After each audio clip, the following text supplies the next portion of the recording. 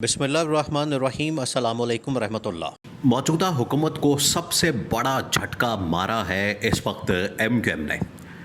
MQM मज़ीद 5 जमातों को अपने साथ मिलाने जा रही है और सबसे पहले एमक्यूएम और ये 5 बड़ी जमातें ऐलान करने जा रही हैं हुकूमत से अलहदगी का, क्योंकि इन्होंने बजट के ऊपर सपोर्ट देने के लिए जो डिमांड रखी है, जो शराइत रखी हैं, अगर उनको पूरा नहीं किया जाता, अगर उनके ऊपर अमल दरामद नहीं किया जाता, अगर उनको फुलफ़िल नहीं किया जाता, तो इन्होंने बता दिया है कि फिर हमारी जानिब से इस किस्म का ऐलान होगा कि हम गवर्नमेंट से अलहदगी का ऐलान कर देंगे, हम हुकूमत से अलहदगी का ऐलान कर देंगे।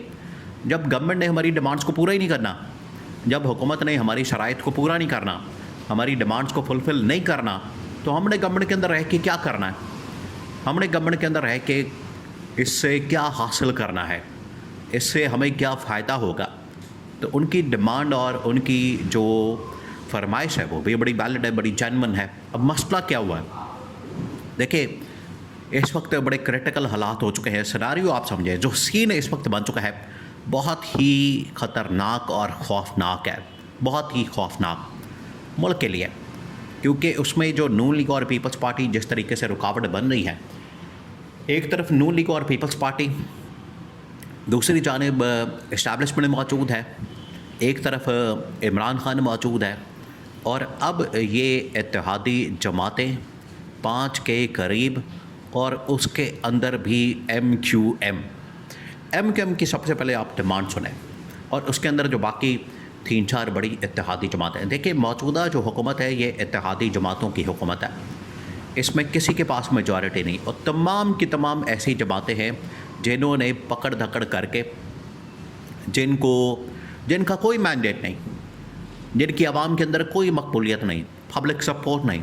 आप इमेजिन करें, आप एक मिसाल इसको इस तरह से समझें कि एक आईपीपी जमात बनाई जाती है जहांगीर तरीन और अलीम ख़ान की सरबराही में। उनकी ना पब्लिक के अंदर सपोर्ट है, ना पब्लिक वोट है उनके पास, ना उनका कोई और इस तरह का विज़न है, ना उनकी कोई सोच है, ना उनका कोई मंसूर है, ना उनकी पब्लिक के अंदर कोई ऐसी पॉपुलैरिटी है। टोटल 2 सीटें उन्होंने निकाली, वो भी उनको दी गई, एक अलीम ख़ान की और एक दूसरा ओन चौधरी, जो कि इमरान खान उसको लेकर आया, उसकी कैबिनेट के अंदर मौजूद था, बाद में उसने गद्दारी कर दी। ये टोटल औकात है। और इसी तरह से बाकी जमातें, आईपीपी, काफ लीग, जिसके अंदर बलूचिस्तान के सिंध की 1-2 और जमातें, ये मिला के तो एक इत्तेहादी गवर्नमेंट बनाई गई है। अब इसके अंदर एमक्यूएम भी शामिल है। अब एमक्यूएम ने जो डिमांड रखी है, बाकी तमाम के तमाम जमातों ने एक एक करके अपनी डिमांड्स रखी हैं, लेकिन सबसे पहले एमक्यूएम की डिमांड को आप सुनें। एमक्यूएम ने ये कहा है कि सबसे पहले आप हमारी डिमांड्स को फुलफ़िल करें, पूरा करें। इसके अंदर लंबी एक लिस्ट है, 2-4 उसमें जो बड़ी डिमांड्स हैं। नंबर 1, हमारे गवर्नर कामरान टसोरी को रिस्टोर किया जाए। नंबर 2, कराची के अंदर हमारा मेयर लगाया जाए और कराची के अंदर हमें फ़ंड्स दिए जाएँ, पैसा दिया जाए, वहाँ पर ठेके दिया जाए। नंबर 3, हमारा वफाक के अंदर जो गवर्नमेंट का हुकूमत के अंदर जो काबीना के अंदर जो वजारतों का शेयर है वो बढ़ाया जाए, और इसी तरह से सिंध गवर्नमेंट के अंदर शेयर दिया जाए। ये 4 बड़ी डिमांड्स हैं जो कि एमक्यूएम ने सामने रखी है, और बड़ा वाज़ेह तौर पर बता दिया कैटेगोरिकली। फ़ारूक सत्तार ने, डॉक्टर खालिद मकबूल सिद्दीकी ने, उनकी जो और लीडरशिप मौजूद है, उन्होंने कराची के अंदर बैठ के प्रेस कॉन्फ्रेंस करके हुकूमत के ऊपर ये बहुत बड़ा एटम बम मारा, बहुत बड़ा धमाका किया, और उसके बाद उन्होंने गवर्नमेंट के ऊपर वाज़ेह कर दिया कि अगर आप हमारी ये डिमांड, आप सिर्फ एक डिमांड को पूरा कर देंगे तब भी हम मान जाएंगे, और वो है हमारे गवर्नर की रेस्टोरेशन, गवर्नमेंट की गवर्नर की बहाली।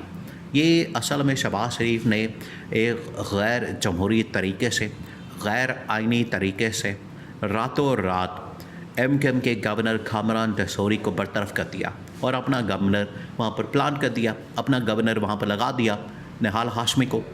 तो एमक्यूएम को इस बात के ऊपर बड़ा गुस्सा है, उनको इस बात के ऊपर बड़ी ताप है। उन्होंने कहा कि सबसे पहले आप हमारा गवर्नर बहाल करें।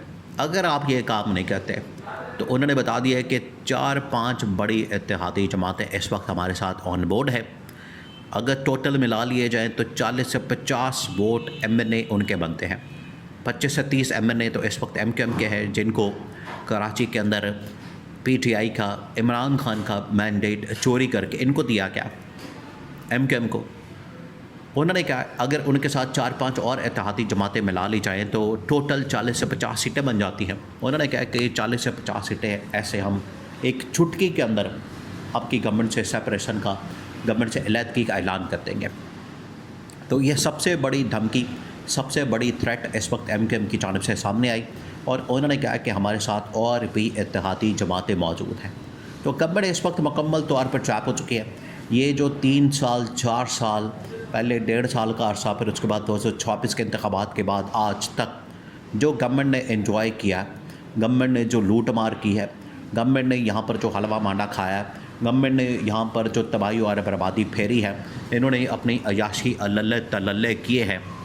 अब उसके ख़ात्मे का वक्त आ गया। अब ये मुकम्मल तौर पर ट्रैप हो चुके हैं। एक तरफ इस्टेब्लिशमेंट ने इनको गर्दन से पकड़ लिया है, दबोच लिया है कि 28वीं तरमीम के ऊपर आप दस्तखत करें, साइन करें, 28वीं तरमीम को पास करें, 18वीं तरमीम को ख़त्म करें। नंबर 2, इनको ये कह दिया गया है कि आपने इत्तेहादी गवर्नमेंट बचानी है तो इन इत्तेहादी जमातों को खुश करना है, इनकी डिमांड्स को पूरा करना है। शहबाज शरीफ और आसिफ अली जरदारी मुकम्मल तौर पर फंस गए और ये सिर्फ वज़ीर-ए-आज़म हाउस तक, ऐवान सदर तक महदूद हो गए हैं। देखिए यहाँ पर अब पता चलेगा, शहबाज शरीफ को ना सियासत आती। शहबाज शरीफ तो बुरी तरह से खुल के सामने आ गया, बेनकाब हो गया। जो इसके बारे में एक बनाया गया था हवा कि वो बहुत बड़ी कोई फिल्म है, बहुत बड़ा कोई 30 पार खान है और पता नहीं क्या कर देगा, वो खुल के सामने आ गया, परफॉर्मेंस भी बेनकाब हो गई। अब ये जो MQM और बाकी इत्तेहादी जमातों को कहा गया कि आप इसके ऊपर एटम बम जला दें गवर्नमेंट के ऊपर, ये इन्होंने खुद से किया काम? आप ज़रा सोचें, बिल्कुल नहीं, इन्होंने खुद से नहीं किया, बल्कि इनको सिग्नल मिला, इशारा मिला और इस्टेब्लिशमेंट अब एक एक करके इनके ऊपर हमला करेगी।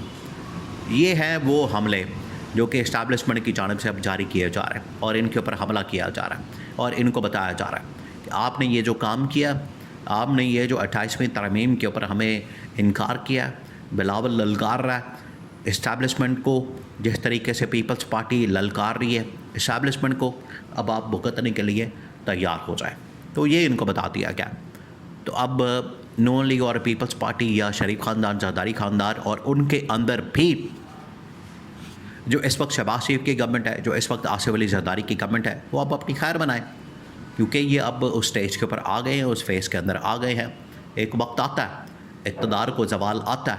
ये पूरी पाकिस्तान की क्या दुनिया की तारीख़ आप उठा के देख लें, साल 2-3 जितना मर्जी खींच लें, आखिरकार ज़वाल का वक्त आता है और वो अब शुरू हो गया। तो अगर ये इस्टेब्लिशमेंट की डिमांड्स को पूरा नहीं करते तो गवर्नमेंट का ख़ात्मा फिर आपको बिल्कुल यकीनी नज़र आता है।